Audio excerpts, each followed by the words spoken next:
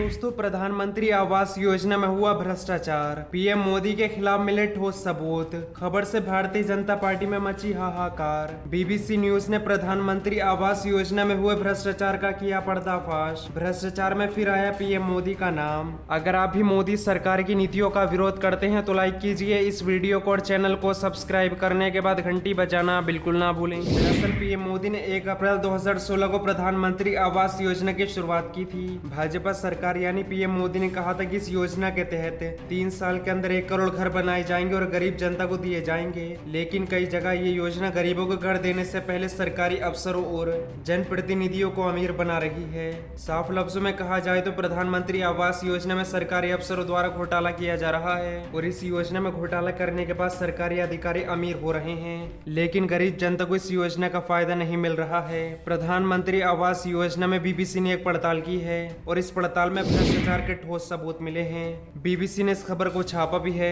BBC की पड़ताल नरेंद्र मोदी की प्रधानमंत्री आवास योजना में भ्रष्टाचार के ठोस सबूत, यानी प्रधानमंत्री आवास योजना में बड़े स्तर पर घोटाला किया गया है और देश की जनता को धोखा दिया गया है। बीबीसी ने अपनी पड़ताल में बताया प्रधानमंत्री आवास योजना में व्यापक भ्रष्टाचार के संकेत हैं। भ्रष्टाचार कई स्तरों पर अंजाम दिया जा रहा है। सरकार को लगता है कि डीबीटी यानी डायरेक्टर मैनिफेस्ट ट्रांसफर के कारण भ्रष्टाचार कम हुआ है।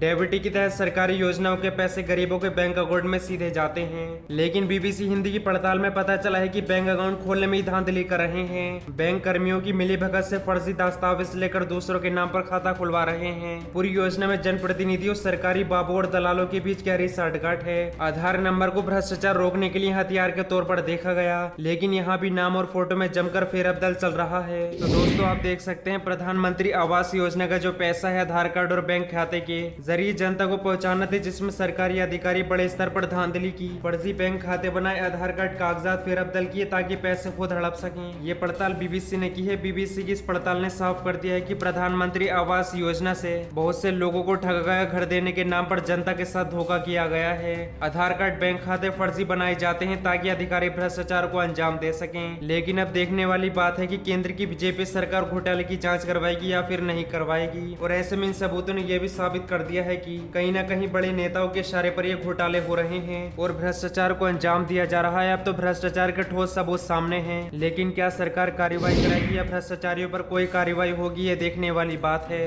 बढ़ते हैं अगली खबर की तरफ। बीजेपी एमएलए विश्वजीत दास टीएमसी में शामिल। चुनाव बाद टीएमसी में जाने वाले तीसरे बीजेपी विधायक। दरअसल पश्चिम बंगाल में भारतीय जनता पार्टी विधायक विश्वजीत दास ने टीएमसी ज्वाइन कर ली है। दास तीसरे ऐसे विधायक है जिन्होंने विधानसभा चुनाव के बाद टीएमसी ज्वाइन की है।